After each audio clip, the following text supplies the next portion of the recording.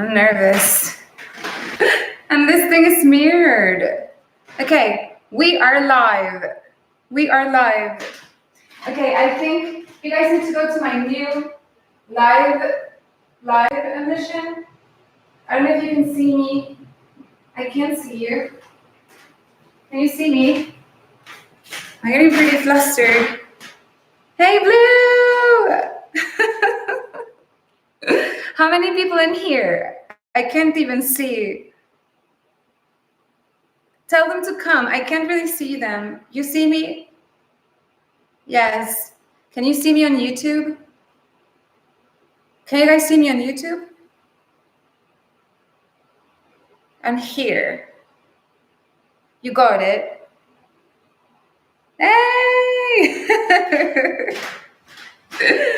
This is so exciting. How many of you? Okay, how many were in here? We need to figure out the lighting because this is horrible.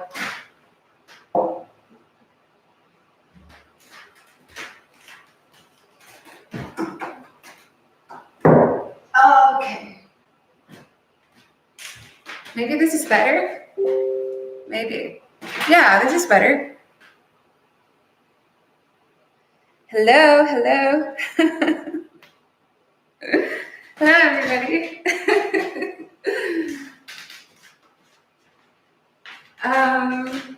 Hello.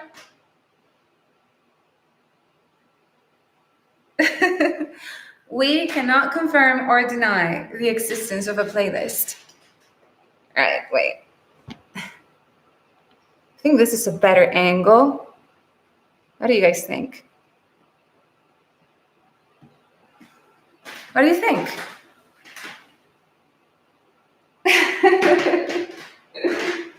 Oh man, I feel like we need to, because over here is the other community. And I feel like we should, I gotta figure out a better way to do this. For now, we're gonna put them over here. And then they can wise up and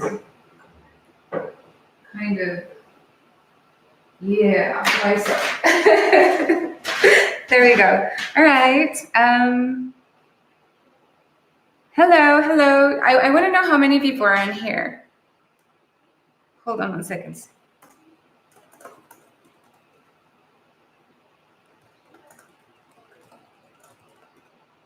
All right. 109. Well, that's kind of depressing, actually. 115. Okay. So maybe YouTube will help, and we'll get more people from YouTube joining our chat today. That is good numbers for a live chat. Do you think so?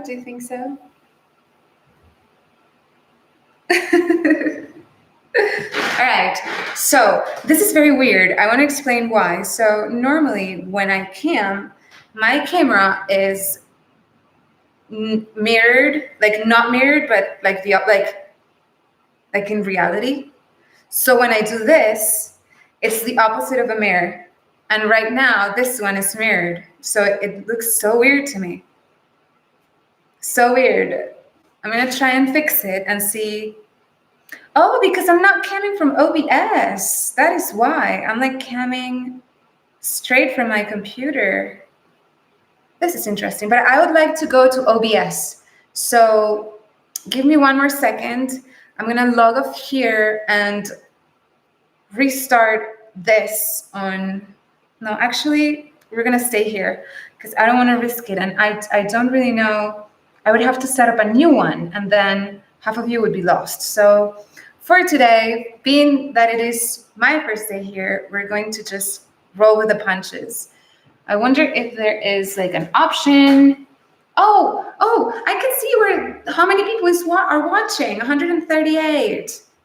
Excellent. I found it.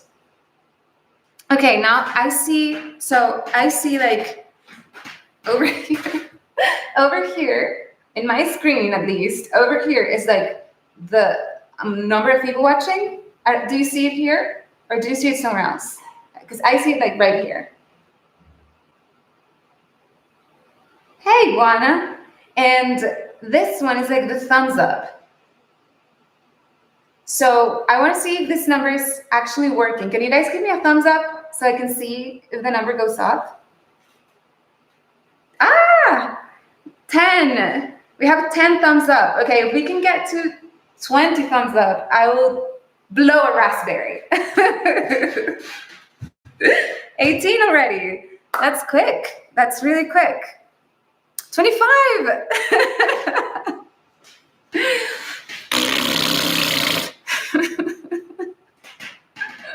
Oh my God. Oh my God. I'm going to make a fool out of myself here too on YouTube as well. I can feel it.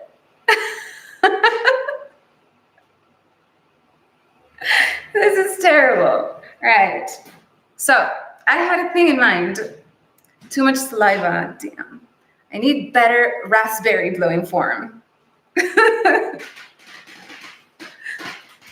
right. Can you hear my floor creaking? Is it too noticeable? It's a very old house. And it creaks quite a bit. Not much. Okay. Oh, because we're using the computer mic because I'm not... Okay, let me get my good mic. Let me get my good mic and we're going to try and plug it in and see if it works. Because that's probably going to improve things.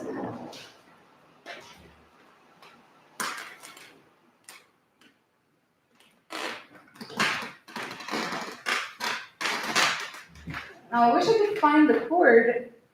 However, well, it's probably plugged to the computer because I'm a slub. And I didn't even. Okay, hold on.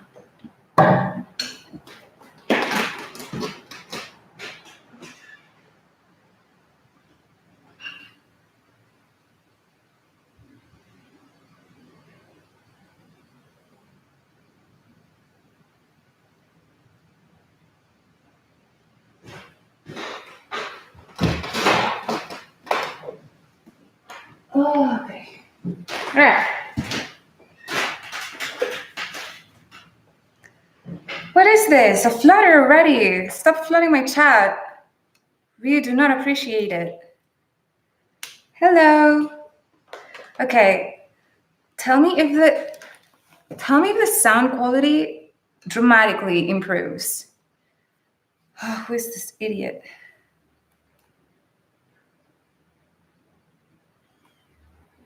Okay.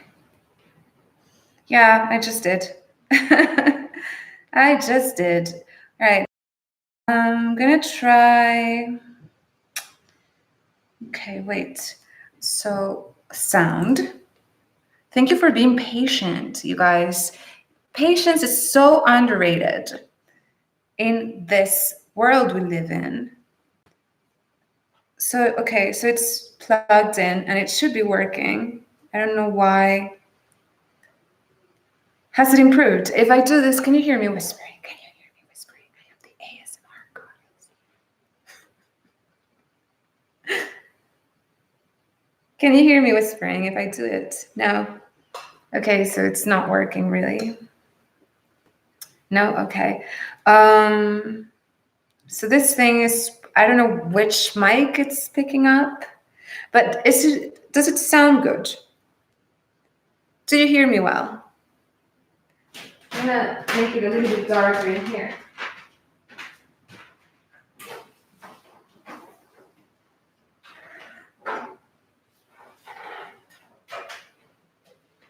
I think about that much.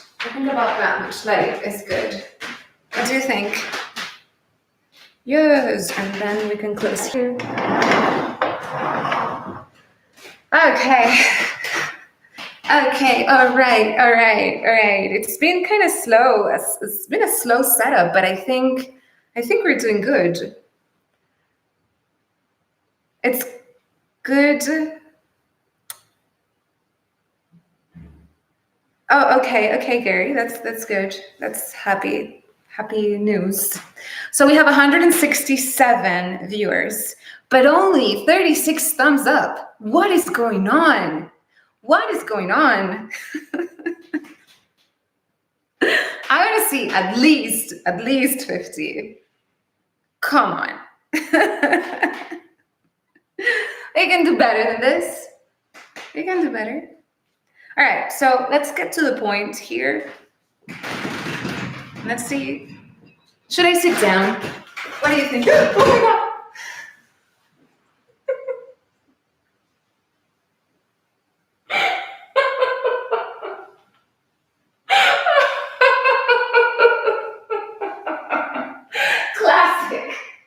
Classic, Mila, classic.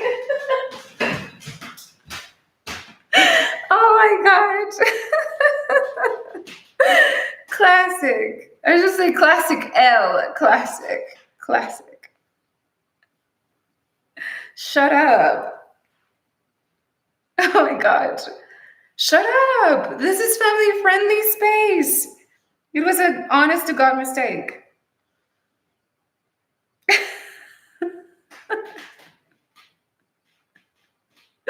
The thumbs up spiral out of control. Oh my god. Oh my god. Whew, whew. All right, I have a question though for the audience, for my bright and sunny audience here on the tube that is you. I wonder, how many of you guys can say that you have really good friends? Because I have a speech prepared today. No, it's not a speech, but it's I don't know, some musings, some kind of like personal philosophy thing bubbling up inside of me, and I have to share it because I have a Sagittarius ascendant, and that's what we do. We explain things to people until they hate us.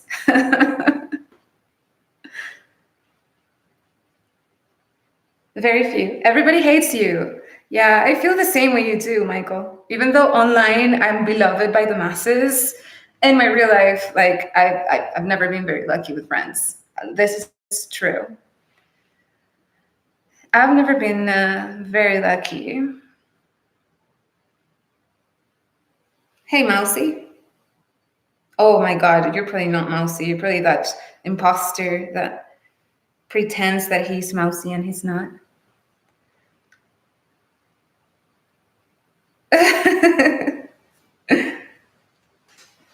Is this thing still on? Is there anybody in here still watching? I don't even know. Well, who cares? Anyway. I know who you are. So here's the thing. So when I was young, I was very kind of like wide-eyed, and I've always been the kind of person who's like very open and generous and kind of like always see the good in people first. I don't know if you guys can relate to this, but so for example, I had a friend who was the opposite. Like she would see like the negatives in people and things, and I was always like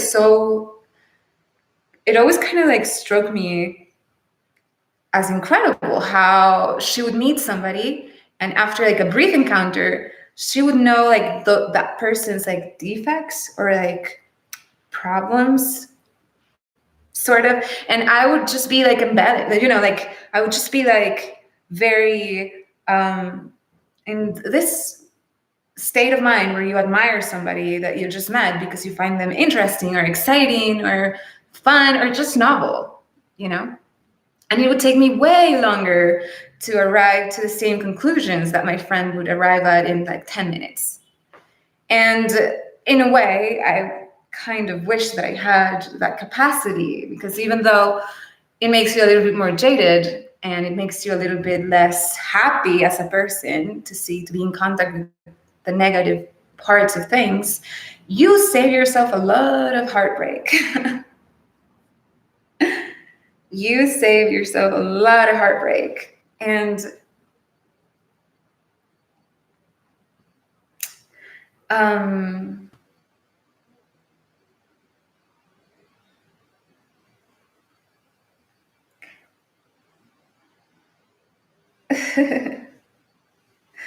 So now, because I am this way and I've had so many different problems with people, and over the course of my life, I have had to like pay a lot of attention to the red flags that people give you, so that once that I identify a couple of them, I can be more careful, because you have to protect yourselves, you know?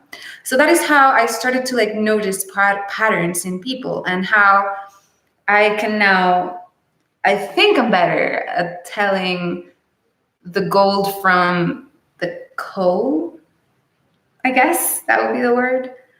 And I wanted to share it with you because I think this knowledge must be spread. So, number one reason, or number one difference between a true friend and a toxic friend is a true friend is happy when you're successful. A true friend is genuinely happy for you. So you have an accomplishment, or you have, some sort of happy moment in your life. Maybe you just graduated, or you're getting married. Maybe you got a promotion at work, or I don't know, something good happened to you. Maybe you just won the lottery, whatever. The true friend will be the first person to pick up the phone and give you, a phone call and congratulate you, and share in your joy for whatever happened to you. That was good. And the toxic friend, on the other hand, will only kind of call you or be interested in you when he knows he can extract something out of the situation.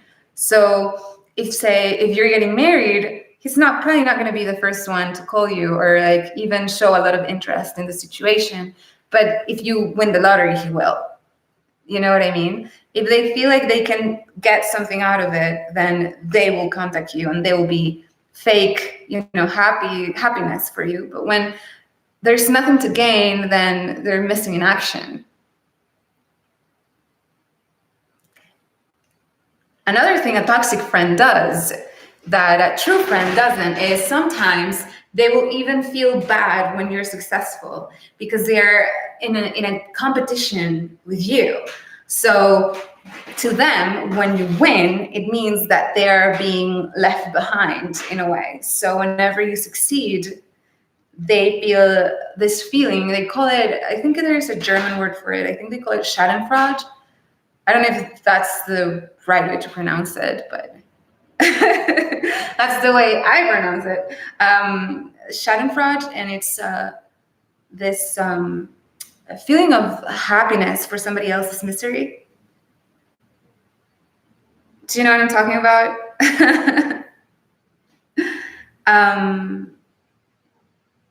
So that's one of the easiest ways to tell a true friend from a toxic friend, is when something bad or something good happens to you, then you gauge like the reactions, and then you can see who really has your best interest in mind, and who's just there to take advantage, or for competition, or whatever. The second difference between a true friend and a toxic friend is what they do when you are having a problem, like in times of stress and sadness and problems. How do they react? That's another really good way to measure who's a good friend. And because a good friend, when you're sad, they will be there for you. They will be the person giving you support. They will get to your house, and suppose that you have broken. I had a friend who had a really terrible breakup. She had been dating a guy for, I think it was 6 years, and then they broke up. And it was awful, because he broke up with her, and she really loved him, and she thought they would get married and all of that. So it really hit her so hard, and she was depressed for like almost a year. And she would just like shut all the blinds in her bedroom and like watch movies. Like it looked like a scene from a movie. She was like eating ice cream and sobbing all day. And me and a few other friends would try to like go to her house and cheer her up and, take her with us, shopping or, to a restaurant or to the movies or something to cheer her up because we knew that she needed cheering up. But then I had another friend who coincidentally she thought was her best friend at the time, who kind of would go there and then she would make a huge deal out of her own problem she had that week, whatever it was. It was almost like she was competing in a sort of like pity party competition to see who had it harder in life. Do you know what I'm talking about? It was so sad, and everybody could see what was going on, which was even sadder. But the truth is, she's not a true friend. She's probably a narcissist because all she can think of is herself. Like she cannot make space for somebody else in her life who's having it rough. That's what a toxic friend would do. A toxic friend would also, in a time of stress, in a time where you're feeling bad and down and stressed and whatever, instead of giving you support and telling you they're there for you and showing it to you with actions, the toxic friend will pile on more stress. So say my friend who had broken up with her boyfriend and was in her bedroom, everything dark and sobbing and all of this. And another friend came to her house and told her that they were upset because she missed their birthday.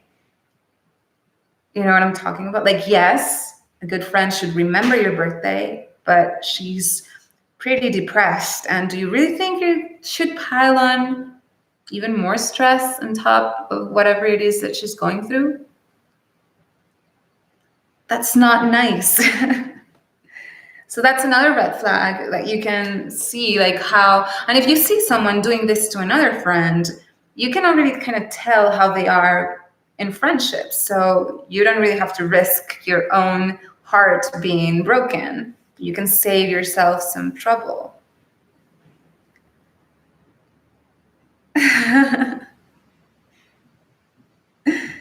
Then, also, and then there's like the really toxic friend, like the malicious, insane person who is happy when you're suffering. And even though it sounds completely crazy, there's a lot of people like this in the world. I read once, this is not about a friend, right? But there's this syndrome called, what was the name of it?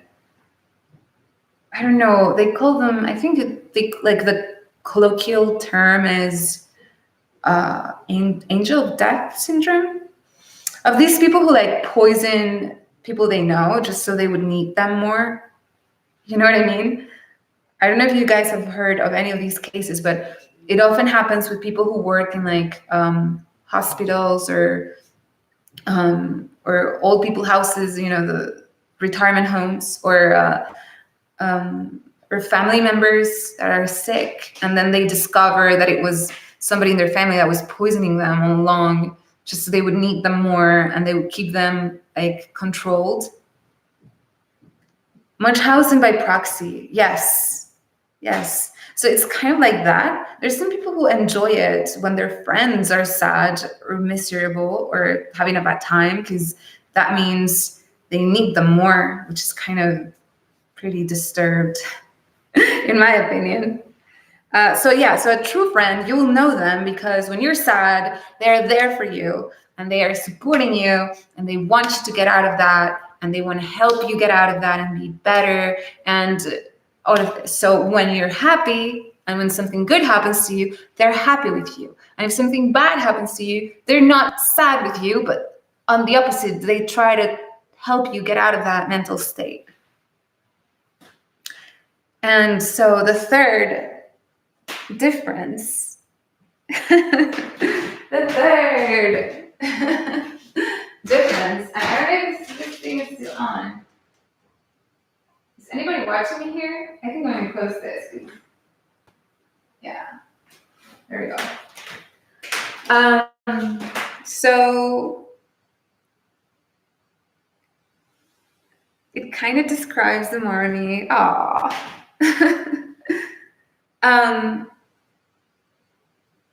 What else was I saying? Yeah, so the third difference is a true friend gives you space, right? So a true friend understands that you have many different interests in your life and many different contexts, and you sometimes you will want to be hanging out with them, but sometimes you may want to do something else, or you might need time to rest or to be alone, or maybe you found maybe you found the love of your life and you want to spend time with them, and you have to cut back on the amount of time that you spend with your friends, or maybe you want to go on a trip. A true friend understands and lets you have that space to explore other things, other environments, contexts, and people, and is happy for you that you have variety in your life. A toxic friend makes a huge deal out of you not spending enough time with them, having other people in your life. If they see that you have new friends, they might try, instead of making friends with them so that they're all friends now, they will try to sabotage your relationships with other people so that you are only friends with them. And in general, they're not supportive of your alone time. This is also toxic behavior that is very common among friends, especially I feel like women, when they become friends, this is something that they struggle with, which is allowing the other person to have space and boundaries and different people in their lives more than men.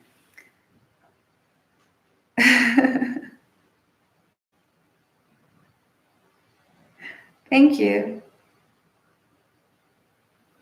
Um, what else? So we have three, right? So happy when you're happy, supportive when you're sad, and respecting of your space and boundaries.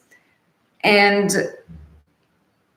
so those are also like red flags. If you see somebody like being disrespectful of another person's like boundaries or space, then you know. Hold on. Is this good? I think it's good. Oh no, you can see the table. That's not nice. There. Please, English in chat is best. It's my preference is English in chat. Even though I do speak Spanish, I would much rather have English in chat. Okay, so where was I? Yeah, so disrespectful. I remember when I was like 16 and I had my first little boyfriend. And he was a little bit intense, and he couldn't stand it when he thought that whenever I wanted to do something else, like, oh no, I can see you today, I'm gonna go, hang out with my friends or whatever, he would feel like you prefer them over me, and it would always be like a huge fight. And obviously we were like 15, so 15 or 16, and it didn't really last very long. But it made me feel incredibly uncomfortable, because I felt like if I'm not devoting every waking moment to this person, then he won't be happy with me. And that's not something very nice, So those are 3 red flags. What else? I have to come up with 10, okay? Can you tell that I winged this so hard? I was like, what could be a good title? I want to talk about friendship. What would be a good title? 10 differences, and I don't even know if I have them.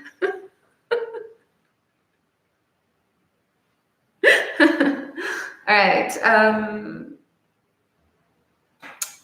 What else is the difference between toxic friends and true friends? A toxic friend.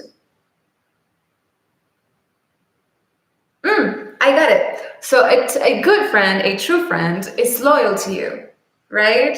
A true friend is loyal. Like, they recognize that you have spent a lot of time together, you have done so many things together, and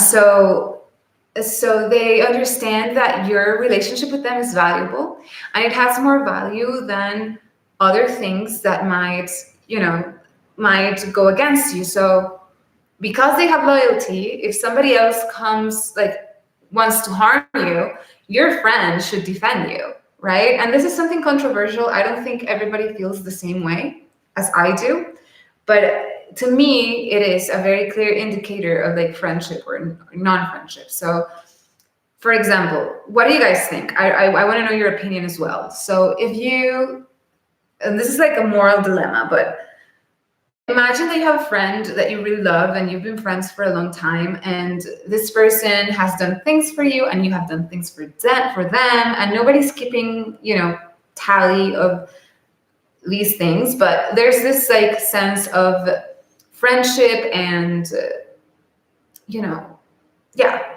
And another person, say person C, who you just met last week, fights with your friend. They get into a fight. And your friend is very upset about this fight, even though he's wrong. And you know your friend is wrong and the other person is right, but it's a silly kind of argument, though. Not very important, the subject. What do? Do you stand by your friend even though he's wrong? Or do you stand by the stranger because he's right? It's a moral dilemma. It's a moral dilemma. I personally stand by my friend, and I wouldn't consider somebody who doesn't stand by their friends, toxic for supporting the correct side of the argument. But I do appreciate it when somebody's just as loyal back, that they will either shut up or like support me even though I'm wrong. That is true. That is true, Dern. That is absolutely true. But in private, never in public. Never in public. Never in public. If a true friend will always be honest with you and will tell it like it is. He will, because you need somebody to be there and to tell you when you're fucking up, but you have to tell you when you're making a mistake. But they have to tell you that you're making a mistake privately, not in front of your enemies. Not in front of the House of Lannister.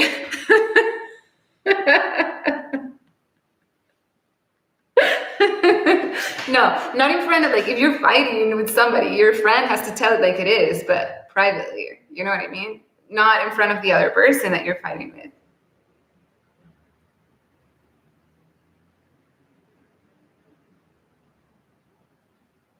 I stand by the moral person. No, but it's not. It's a gray area. So, for example, let me think of an example of this moral dilemma that I have put forth for you to analyze.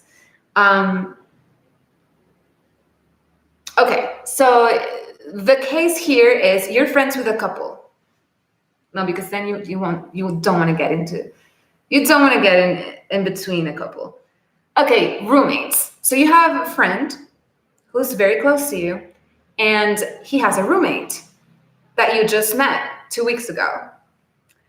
And something happens, and they both get out of the house at the same time, and somehow they realize that they left the keys inside, and now they're locked out of the apartment.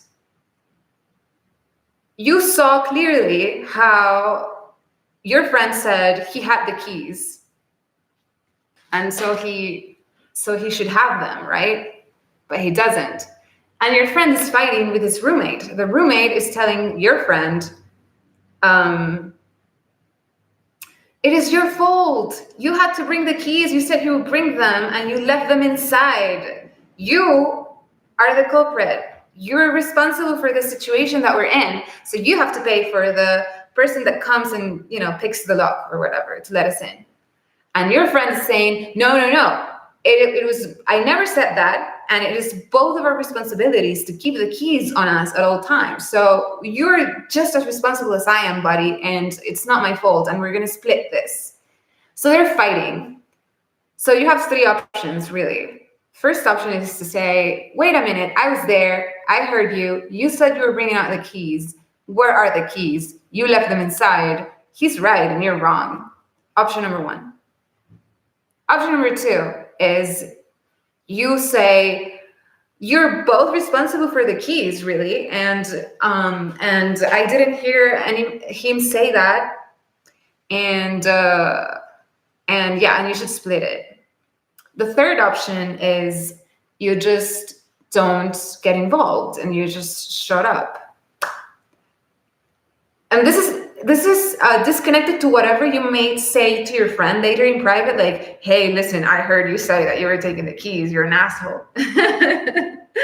This is disconnected from that, but same kind of, but what you do in the moment in public. And the third option is you just stay out of it. And the fourth option is you say, you know what, I'm gonna pick up the tab because I'm loaded and I'm generous. No, I'm kidding. I'm kidding. So 1, 2, or 3, whatever somebody chooses says a lot about the person. And I'm not saying any of them are toxic. I'm just saying it's different ways to approach a situation. Some people will be like, the truth is more important than everything, including your feelings, our friendship, or whatever. And if you are my true friend, then you will understand that I have to defend the truth at all times and be honest at all times. So that's one option. The second option is my loyalty to my friend is more important than the truth, and I am willing to tweak it and help my friend and defend them, even though I know that they're wrong. Then in private, you may tell him he's an idiot. The third option is the most, I guess, politically correct option of the three. Is this is not my problem. I don't get involved. If my friend needs help paying for the tab, I will help him, but I'm not going to get involved into this back and forth. It's not my place. That is also an option. But it's interesting to see what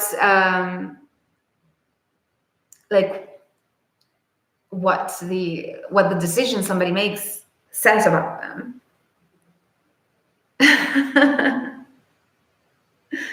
Tell the friend that they were wrong and help them pay if needed. But do you tell them in public, though? Bye, Dern. Thank you so much. Thank you so much for hanging out. We're dropping numbers like a rock. We have 108. Give me thumbs up before you leave. Thumbs up, thumbs up. I wonder if there's anybody who arrived here from YouTube. Is there anybody in here arriving from YouTube? Pull them to the side.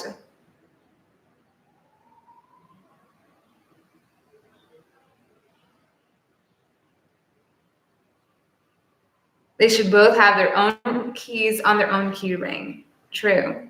See, the truth has many different layers. Like, on the one hand, it is true that your friend said, I'll take the keys. On the other hand, it is also true that the fact that he said this does not absolve the roommate from carrying his own keys, right? So it's kind of, the truth is not one-dimensional all the time. You're from YouTube, John. You're from YouTube. Explode. This is my first time here doing a live stream. And I'm a little bit nervous, and I hope you guys can tell. I don't really know what I'm doing. To be honest, I don't really know what I'm doing. I am just here low-key embarrassing myself in front of everybody. Hopefully you'll find me adorable enough to like subscribe or thumbs up me, or I don't know. What else do you do here on YouTube? Ring the bell. Ring the bell, it means surrender. If you hear the bells ringing, stop the attack, please.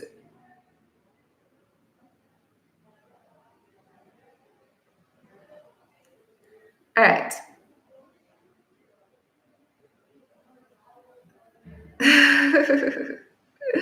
All right. So the fourth one. Thank you, Damon.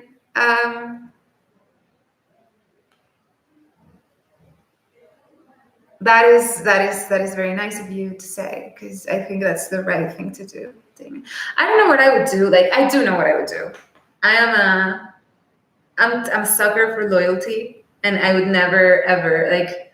I would never, even if they're wrong, I will always defend my friends. Even if later I tell them in private, like, you're stupid, you're trash.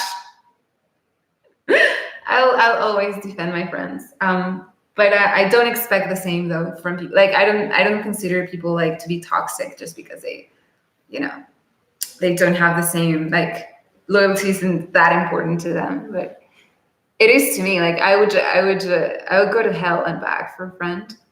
And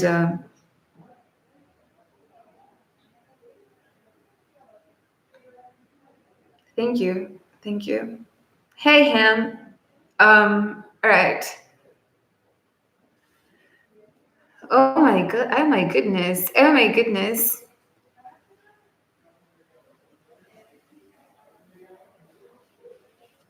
Okay, so number one is a genuine friend.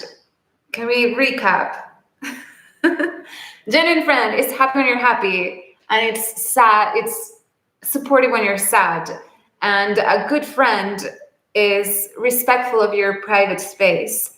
And a good friend is honest. It's honest with you and tells it like it is. Like, what happens is when you have, like, have you guys ever had like spinach here? Spinach, and you're like talking like, hello everybody, hi, how are you? Are you good? I'm fine. I'm perfectly fine. And nobody tells you anything.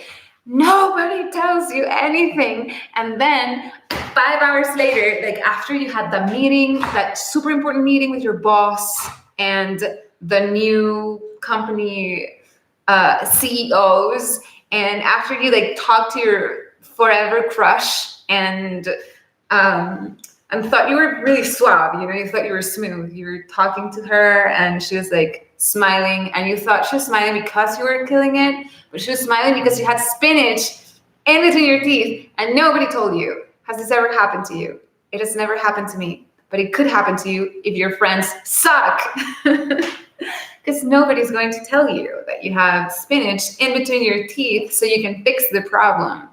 And this is what happens when you have toxic friends. They are more afraid of your possible reaction of like upsetting you than they are of your well-being. And sometimes it's a stupid thing like having spinach in between your teeth, but sometimes it's really important stuff. Like, sometimes you need somebody to like ground you and tell you, listen, this is not okay. What you're doing is wrong. And you have to, come on, you're better than this. You need somebody to do that for you. And a friend is the right person to do this. So as a friend, true friend, will tell it to your face. And he will not make you feel bad about it. He will not gloat on it.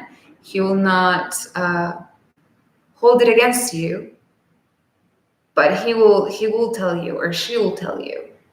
And a toxic friend, what they do is they're very generally, like, a toxic person will not want to get involved in a difficult or awkward conversation because they don't think it's worth it. They're not invested in the friendship really, or in you as a person. So when they see you making a mistake and they know it'll lead to an uncomfortable conversation, they would rather feign like they didn't see it, or they are okay with whatever it is that you're doing, especially if it's not against them. Like if it's something that you do in general in your life or to yourself, they will say that they will not even bring it up. Or they will lie to you. They will even lie to you. Like, how do I look in this dress? Beautiful, beautiful. You look so pretty. And then you're like horrible, horrible in it. It's the wrong color, wrong size, wrong shape, wrong everything. But your friend thinks you look divine. You look divine. Divine. Divine. So a good friend is honest.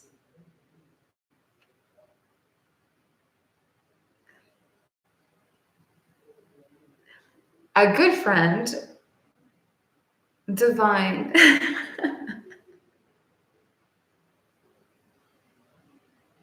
Oh my God. Hold on 1 second.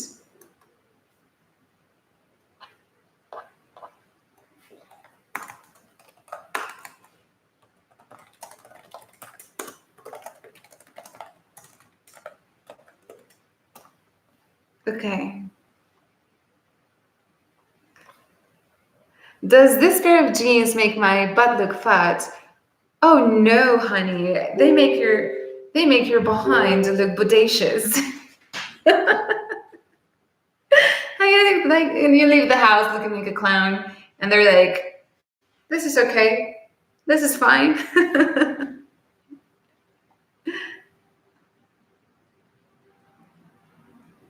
I would say maybe you want to try another outfit politely. I'm more in the camp like I'm more in the camp of being like incredibly. Oh my God. I'm more in the camp of being like super like straight to the point, and like then sweeten it up with a little bit of humor, you know? I don't know, and that's what I think. Like I will laugh and like tell them it looks horrible, but nothing like that other dress that makes them look divine, but not this one.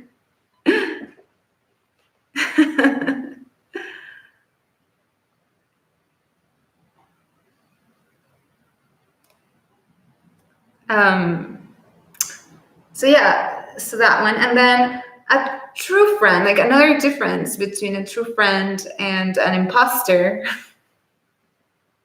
Between a true friend and an imposter is, you know, a true friend, you might think, and we were talking about this, a good friend does not keep score. Like you're mutually doing good things for one another. But in reality, a good friend does kind of keep score, you know, because not because they want to make you pay for whatever it is they did for you, but quite the opposite is that they remember all the good things that you did for them. So they're keeping score of the good things that you have done for them and forget about the good things they have done for you. So that way there's always goodwill among the two people and nothing goes forgotten because, for example, they're not friends, they're brothers, but and I'm sorry for the spoiler. If anybody's not seen the last episode of Game of Thrones, then just go away or mute me for a minute. But so there's two brothers on Game of Thrones, Jaime Lannister and Tyrion Lannister, and they have always loved each other, and they're also best friends because just because you're somebody's sibling doesn't mean that you're good friends with them. But in this case, they are like true friends.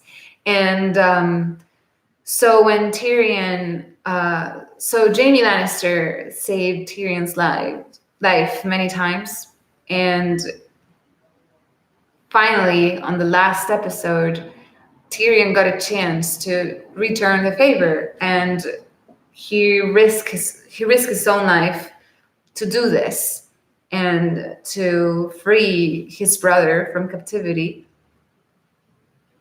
And he told his brother, his brother said, like Jamie said, why are you freeing me from my, I'm a prisoner. Why are you freeing me? Tomorrow they're gonna want your head because you did this, and they're gonna look for you and they're gonna kill you. And he tells Jamie Lannister that he's saving him because he's the only reason that he's standing there, and he's the only reason that he survived his childhood. And also there were a couple of instances later where Jamie's help was the reason that Tyrion continued to live. So it was very good. It was a very fulfilling moment emotionally for people who've been watching the TV show for a long time.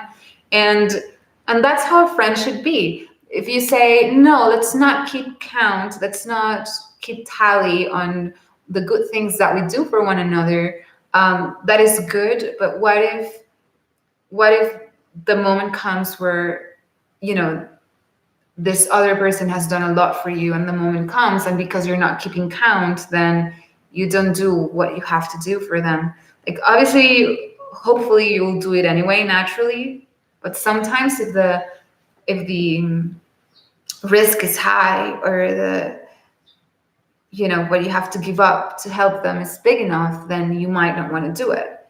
And if you always keep in mind like the good things they've done for you, then you're more likely to also be good to them back. So there you go. Do you agree with me, or am I talking nonsense here?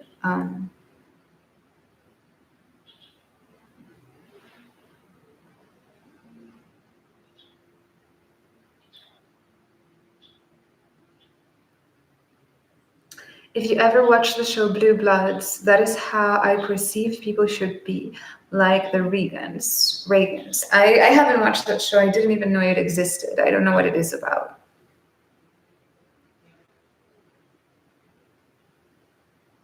So keep count, but on the opposite direction.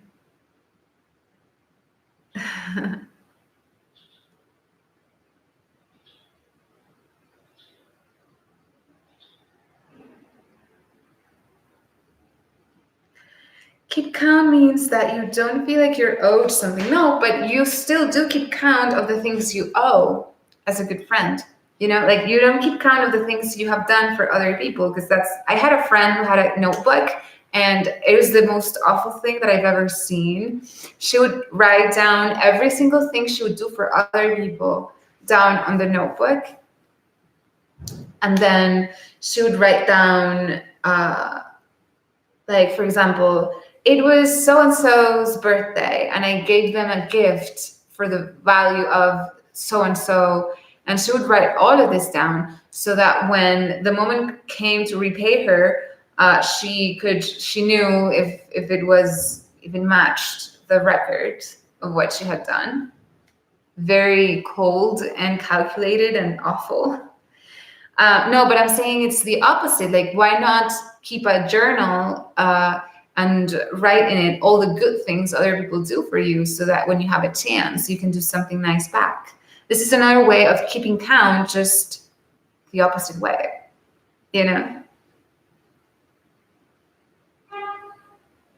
Exactly. Keep close count of your debts, not your debtors. Exactly.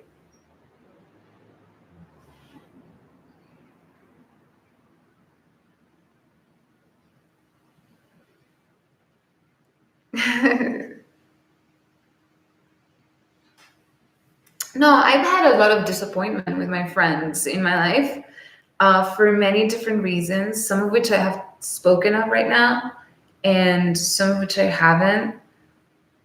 And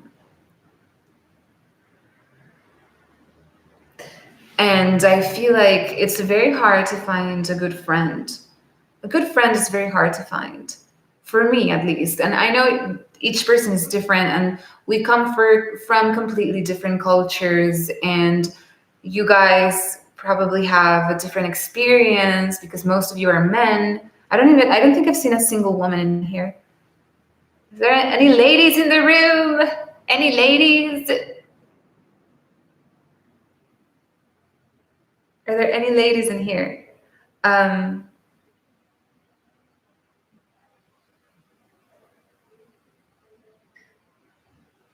That's really nice, Orphe. Not everybody's like that.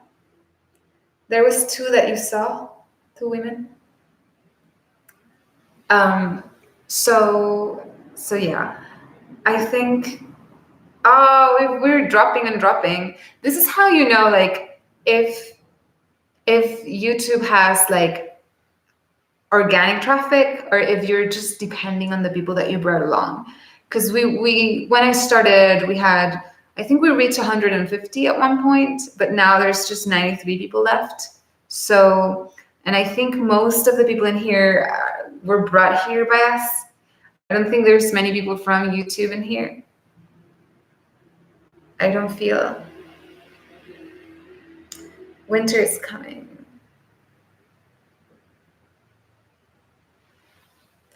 I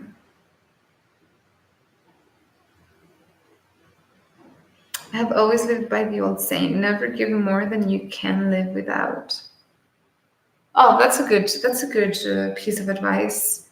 No, I think the other thing that a toxic friend would do,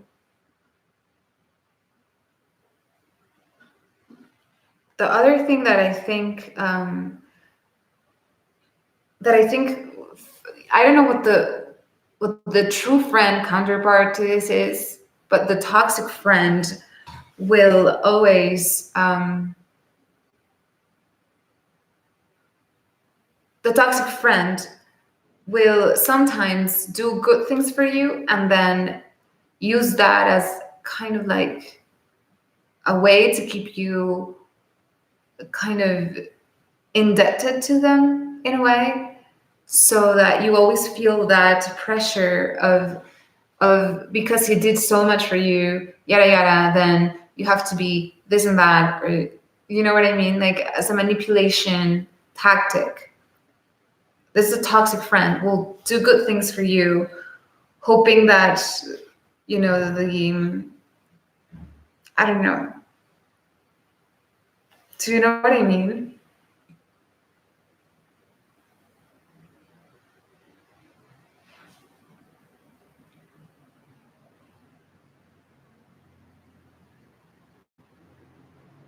I will help all my friends, but never get anything in return. Sometimes I think I'm stupid, not that is the way that I am. I'm a real friend.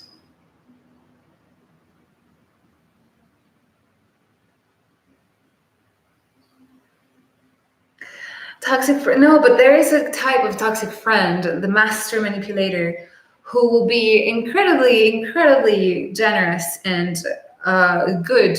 But the thing is, they hope that you will be bound to them by the gratitude that you feel for whatever it is that they did for you. This is the same principle that applies like when a man gets an ugly wife. And I know that beauty is in the eye of the beholder, but I mean, a man gets a wife that he considers to be ugly himself. And the rationale behind it is, if she's ugly, then no other man will be interested in her. So she will not betray me. She will not, you know, and she will think the world of me because I am with her, even though she's ugly, you know? Do you know what I'm talking about? And obviously, they're completely shocked when they realize that other people find their ugly wife attractive. And that she actually did have options all along, and they're usually shocked when people don't react the way they expect them to, and when their friends or their family are not dying of gratitude over whatever it is they did.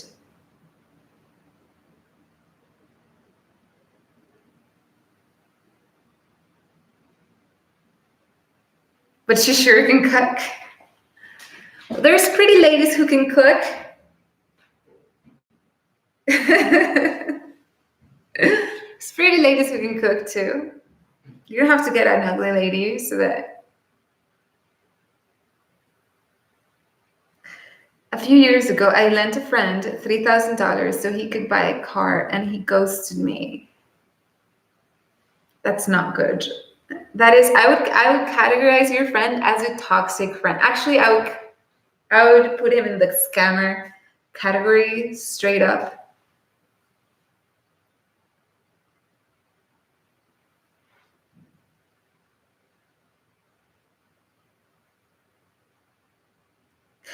My dad used to say he never borrowed or lent books because people never returned books. And then whenever he borrowed a book, he knew, whenever he lent a book to someone, he knew it was as good as lost. And so he wouldn't lend books to people. Maybe you should consider doing the same with your money from now on, Exploded. just to be careful.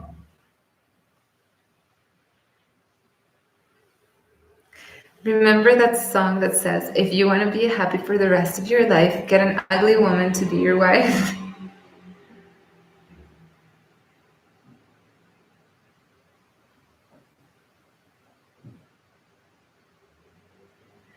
I do this with the knowing I won't get anything in return, and it really doesn't bother me because it makes me feel good for helping someone that needs it. Yes, that is what a good person does. Good person feels good helping, and especially helping their friends. But a toxic person will help you as a strategy to get something else out of the situation.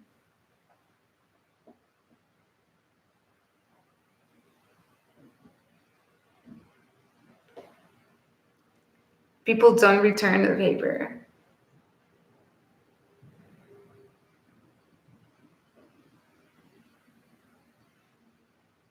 Thank you, Exploded.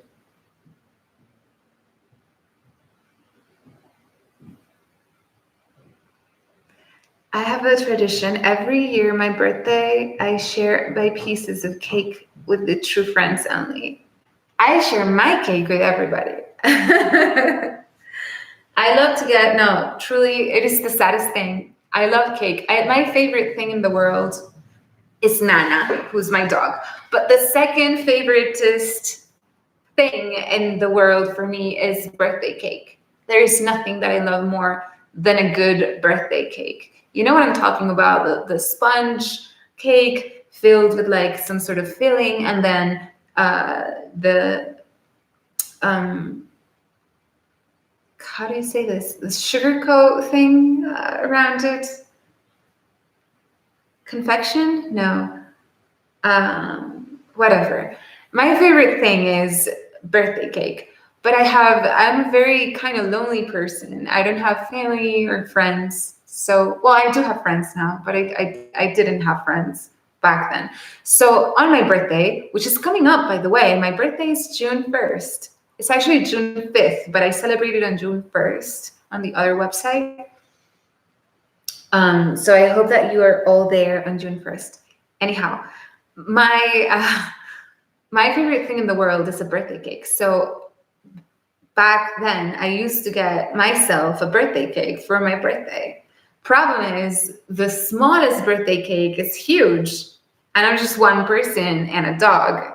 So what do I do? Like, how do I do? Like, should I just eat this whole thing? And I would end up like eating the entire cake over like 2 weeks. By the end of it, I was like so sick of the cake. I was like, oh my God, take this away. I don't want anything else to do with this cake. It's too big. It's too much. It's too sweet. I hate this.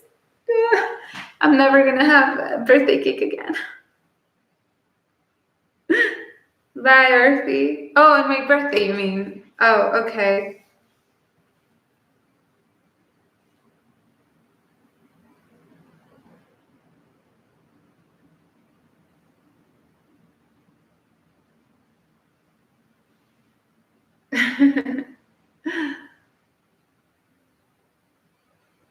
Glazing. That is the word, Rube. Thank you. Glazing. Yes, glazing.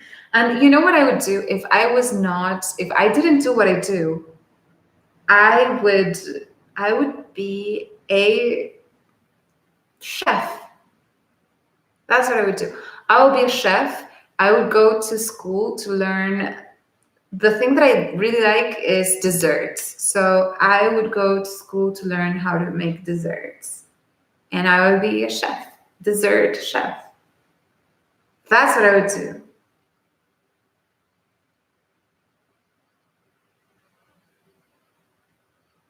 Oh, carrot cake. I love carrot cake. Such a good. Every cake is a good cake, but let's be honest, a good carrot cake is very hard to beat. Oh, so good carrot cake. I'm so hungry. Thank you, vegetarian. Thank you. Bake it yourself so you can make it small. No, but here's the thing. I love to bake and I would bake my own cake. But there's this thing where when you buy a birthday cake and you don't know what it's going to be like, what's going to be inside of it, and it's exciting to try it because somebody else made it. But if you make your own birthday cake, first of all, it's depressing, okay? I'm already depressed about having to celebrate my birthday on my own. I would be twice as depressed if I had to bake my own cake. I think that's just the ultimate depression scenario. The ultimate depressive scenario is like standing there in the kitchen at 1 a.m. the night before your birthday, just like baking your own cake that you will have on your own tomorrow, watching TV. So sad. Oh. What do you think of Sagittarius? I have a Sagittarius ascendant. I do know a lot of, well, I don't know a lot. I know more than the average person about astrology. And I have a Sagittarius ascendant. And my father is a Sagittarius. Oh, we don't really get along. But I do have a Sagittarius ascendant though. And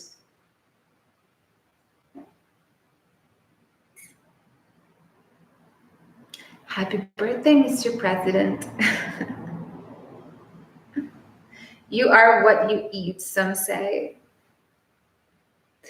So you're a vegetarian, right? How do you feel about people who do eat meat? You could just order some of those amazing cookies. But the thing is that those cookies are not special. Like I have those cookies anytime. But on a birthday, you have to go the extra mile. You need to have the birthday cake. Now, luckily for me, I now have a housekeeper and a doorman in my building that hates me, and maybe the cake will make him, warm up to me. And I have Jizzy. I can give her a slice. And I can mail Joan another one, I guess.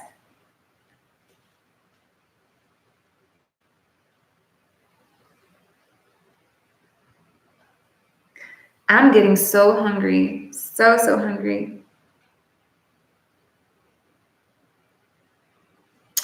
Do you think an Aries can be in a relationship with another Aries? I don't know about that. Like, I feel this is what I feel. I think that the compatibility thing and the horoscope are very, very limited in terms of what they can tell you, because the sun sign is just like a tiny thing, and there's so many different things in your birth chart that you need to pay attention to. So really, like, you could be an Aries and not look or feel or act like an Aries at all, and then the other person does. I don't know. Very difficult. I mean, Aries is famous for being, so supposedly Aries is the ram, and it's ruled by Mars, and it's the first sign of spring. Okay, so it's a cardinal sign, which means it's like the landmark that opens spring is Aries. And so, like, in the same way, spring and like it's the beginning of the year in terms of astrology, Aries is the child, because it's the first sign of the zodiac. So he's like a baby, and it's the ram, and it's ruled by Mars. So Aries tend to be seen as very headstrong, like a ram would be. They come on aggressively in a way. But they're also a little bit infantile, like a little bit childish. So Aries is like one of those signs that you do not want to pick a fight with, because it's never going to end nicely. However, this said, that's just the archetype. So there's people are more than just an archetype, and there's many things that, there's many things that enter and are at play in a person's birth chart. So if you're an Aries but you have important aspects that are counterbalancing your Aries influence, then you might not look or feel like an Aries. So the hell.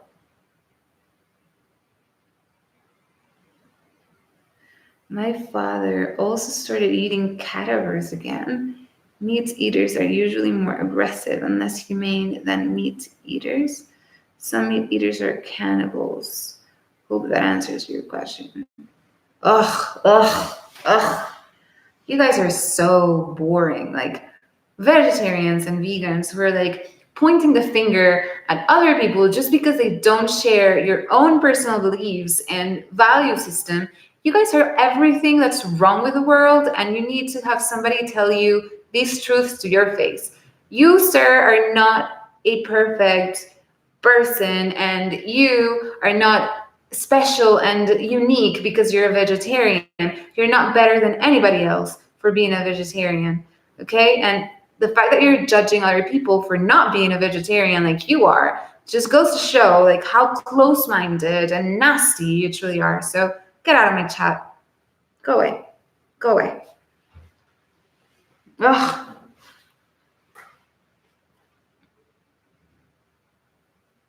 Ugh. Ugh. Ugh. Go away. Go away. I exercise my chat of vegans and vegetarians. Go away. Like, you can be a vegan or a vegetarian, just be respectful of other people, okay?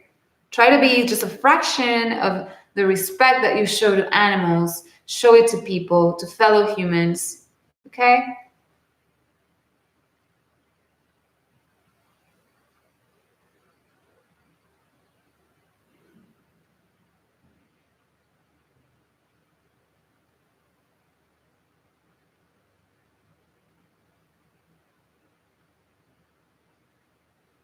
Oh my God. Oh, I don't know. I really have, but there's a lot of things that I'm passionate about. One of those things is like, I can't stand pretentiousness. It's just my one pet peeve. Like, people who feel they're better than everybody else, I just want to kill them. Like, how can you? It's just, it's like, how can you be so unempathetical? Like, how can you tell people they're eating cadavers? Like, you are literally calling them murderers because they are eating animals, and you don't think that's okay. But I bet that you do many things that other people don't find okay or palatable, and we don't call you bad things for it because we're humans and we are civilized, and we can have a civilized discussion without being offensive, unpleasant, or just downright rude. And maybe you should have a little bit more manners than that.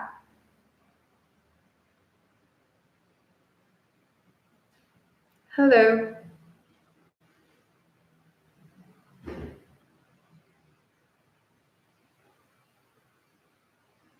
Are you going to burn animals in a third temple if it would be built?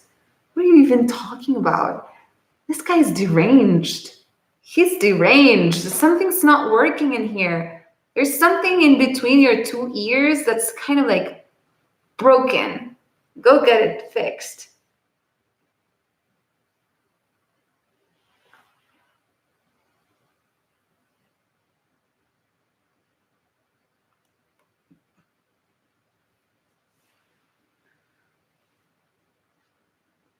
I don't have a problem with vegetarians as long as they keep their own thoughts to themselves. I I don't have a problem with vegetarians as long as they keep it on their own plate and they're not judging what everyone else is eating.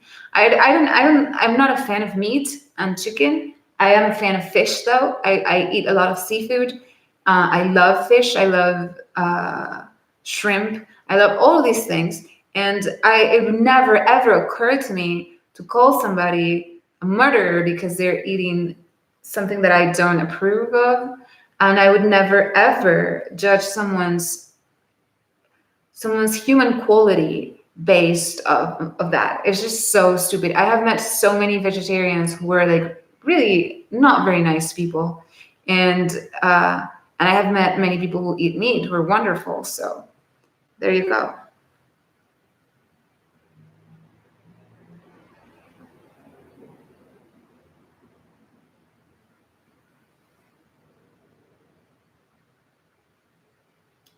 They plan to burn animals in the third temple. So do you think they are doing? I don't understand who you're talking about. Third temple. You sound kind of loco. You sound loco del coco. A true friend, a true friend does not impose vegetarianism on their friends. A toxic person.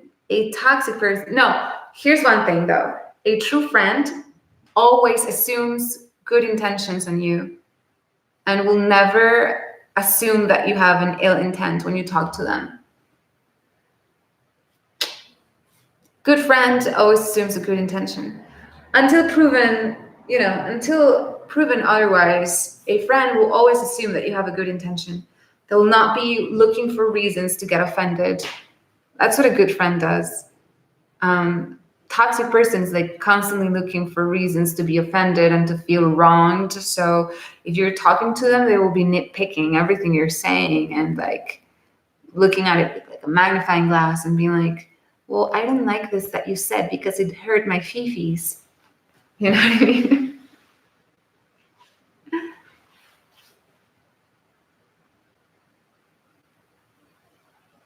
Try is trying to get biblical in you.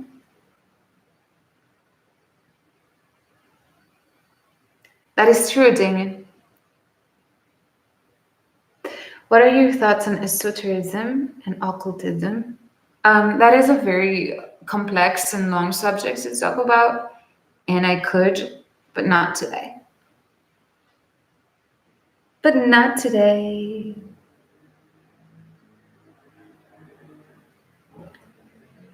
Okay.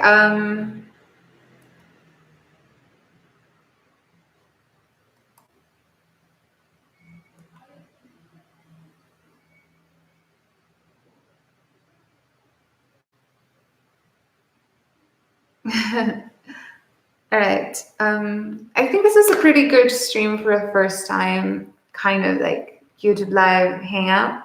And I think I feel like I want to hear your thoughts, but I personally think I need to come with a plan. Like I need to prepare like the things that I'm going to do and say here more, I feel. Because I think people from YouTube probably have higher standards, and this is just going to be boring for them if I don't come with a tighter schedule of the things that I'm going to say and how I'm going to say them. I'm not sure if the YouTube like culture feels good about somebody like interacting a lot with chat, or if it's seen like poor etiquette and I'm supposed to just like talk and talk to the camera with something to say and kind of let you guys talk among each other and chat instead of like paying too much attention to it. I don't know if it makes sense what I'm saying. But I think though that it was a very good first YouTube live experience. And I think we're gonna come here every day after camp if you guys like it. Oh, I'm happy that you did. I'm happy that you guys enjoyed it.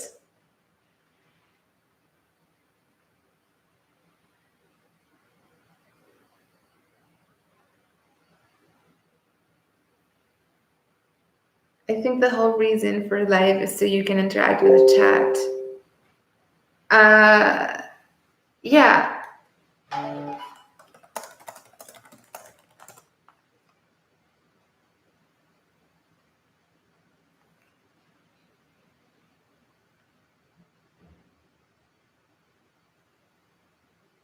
New PewDiePie. Can you imagine? Can you imagine? No, I think I need to come up with an idea of I want to have a really cool YouTube channel. I mean, other than the live streams, I would like to have I would really enjoy it if I had like many videos that I could post to my channel, but I'm a little bit lost. Like I don't know exactly what I should do. So I don't know. I'm still kind of figuring it out, I guess. Like yeah, the videos that I've seen here. Well, I'm not talking about the videos, but about YouTube Live. I'm not sure a lot of people use this, but I would like it to feel more like maybe a little bit of more of a show as opposed to just a person talking like everyone does. I would like to have like a small kind of, well, maybe we can start to add things as we go along because I don't like to like plan too much and then come here and do it and feel disappointed. So what we're gonna do is we're gonna keep it simple for now, and little by little I will add flesh it out more. I think that's better strategy. Do you think?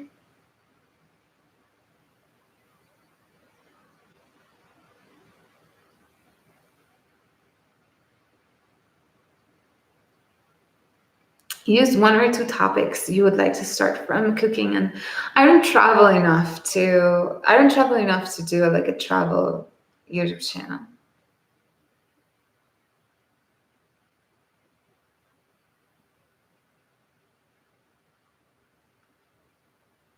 Yeah, I would love that, Damon. I would love that. That is a really good idea. Like I want to take you out on the street. I want to take you out to my favorite places, and that's definitely something that I will do. Um, I'm just wondering like about posting like actual videos too, like what I could talk about in them, what subjects I could, I don't know, make them about.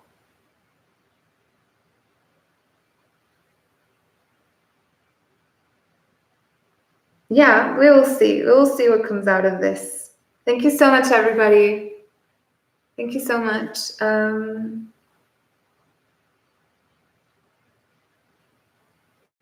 I will see you guys tomorrow. Thank you so much for watching and for hanging out with me on my first YouTube live stream. And give me a thumbs up if you haven't. Right here, I can see how many I have. I got 71, which sounds appallingly low. I wanted to get to 100. Can you thumbs up this thing? I can see it here, but I don't know where you see it. I don't think you see it here. Probably more around like here, here somewhere. But yeah, if you could thumbs up me, this is the opposite of what I usually do because it's mirrored. If you could thumbs up me, I can see it here. It would be make me very happy. You see it at the bottom, like down here? Down here is where you see it. 77. Gracias, gracias. I'll show you with my hair down. I'll show you with my hair down. Ah.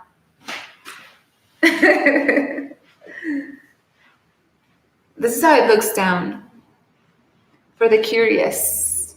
For the curious. Yes.